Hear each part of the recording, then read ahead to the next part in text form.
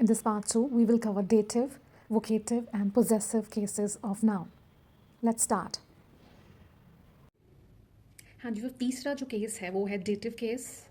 कई बार जो वर्ब होती है ना उसके बाद दो ऑब्जेक्ट्स आती है. एक होती है डायरेक्ट ऑब्जेक्ट और दूसरी होती है indirect object. So direct object का तो हमने अभी किया है कि वो ऑब्जेक्टिव केस होता है, जैसे कि ऊपर के एग्जांपल्स में है. लेकिन दूसरी जो ऑब्जेक्ट होती है वो इनडायरेक्ट ऑब्जेक्ट की तरह वर्क करती है और उस केस को हम डेटिव केस कहते हैं. डेटिव केस, जैसे कि ये एग्जांपल मैंने आपको बताई थी पहले, आई बेक्ड अ केक. ठीक है, एक केक बेक किया गया. लेकिन अगर मैं इसको ऐसे बना दूँ, I baked my mom a cake. So यहाँ पे बेक जो है वर्ब है और केक, जैसे मैंने आपको कहा, डायरेक्ट ऑब्जेक्ट है और माई मॉम जो है वो क्या हो गई, इनडायरेक्ट ऑब्जेक्ट.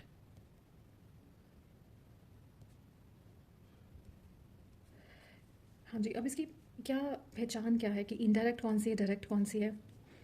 सो इसकी एक ही पहचान है कि वर्ब के बाद एकदम इमिजिएटली बाद जौन सी ऑब्जेक्ट आएगी ना वो इनडायरेक्ट ऑब्जेक्ट होती है और जो उसके बाद आती है second one, that is the direct object.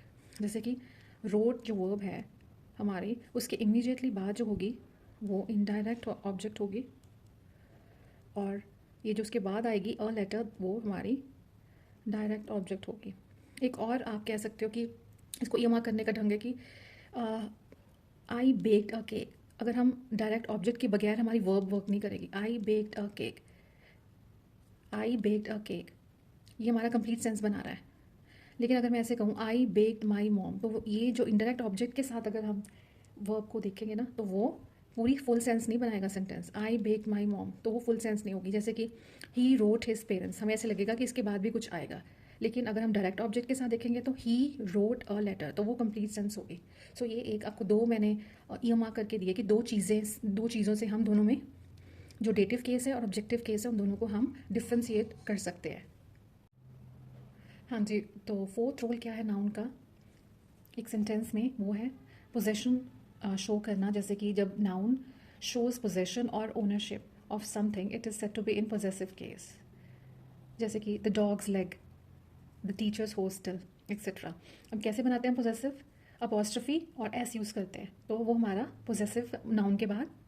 तो अगर हम नाउन के बाद अपॉस्ट्रफी और एस यूज़ कर देते हैं तो वो पोजेसिव केस बन जाता है. जैसे कि हम कैसे बनाएंगे, द डॉग, ये नाउन है ना डॉग, सो अपॉस्ट्रफी लगाई, एस लगाई और उसकी जो टांग की बात कर रहे हैं हम, the dog's leg was hurt. Dog की बात नहीं कर रहे हम, उसका लेग की बात कर रहे हैं. और यहाँ पर ये तो सिंगुलर था, अगर प्लूरल हो जाए लाइक द टीचर्स हॉस्टल, अगर नाउन जो प्लूरल नाउन है उसके बाद एस आता है ना तो हम अपॉस्ट्रफी तो लगाएंगे लेकिन एस नहीं लगाएंगे. जैसे कि ये देखो, द टीचर्स, उसके बाद एंड होगा अपॉस्ट्रफी से, द टीचर्स हॉस्टल. एक और रूल है इसमें कि ये तो थी हमारी जैसे कि सिंगुलर और प्लूरल, ये तो थी हमारी प्लूरल और सिंगुलर नाउन्स. लेकिन अगर हमारी नाउन जो है वो नॉन लिविंग है, तो लिविंग थे, तो हम चेयर्स लेग नहीं बोलेंगे या डाइनिंग टेबल्स कवर नहीं बोलेंगे. हम उसको ऑफ से यूज़ करेंगे, the leg of the chair या the cover of the dining table. अब लास्ट हमारा केस है वोकेटिव केस. वोकेटिव केस क्या होता है, अगर हम डायरेक्टली किसी को जो है अपनी स्पीच में या राइटिंग में कॉल करते हैं नाउन के हिसाब से, यानी नाउन हम यूज़ कर रहे हैं लेकिन हम डायरेक्टली स्पीच में यूज़ कर रहे हैं, उसको बुलाने के लिए, अटेंशन सीख करने के लिए यूज़ कर रहे हैं. जैसे कि John can you help me, हम डायरेक्टली बात कर रहे हैं ना उसको, John can you help me. तो कैसे बनेगा ये, कॉमा, जब नाउन यूज़ हुआ ना उसके बाद कॉमा आएगा, John can you help me. Second sentence देखिए, चिल्ड्रन कॉमा लिसन केयरफुली. अब इसमें चिल्ड्रन का तो यूज़ हुआ लेकिन हम डायरेक्ट स्पीच में यूज़ कर रहे हैं, उसको डायरेक्टली संबोधित किया जा रहा है चिल्ड्रन को या जॉन को.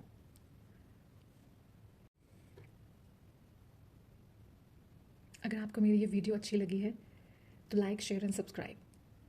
Thank you.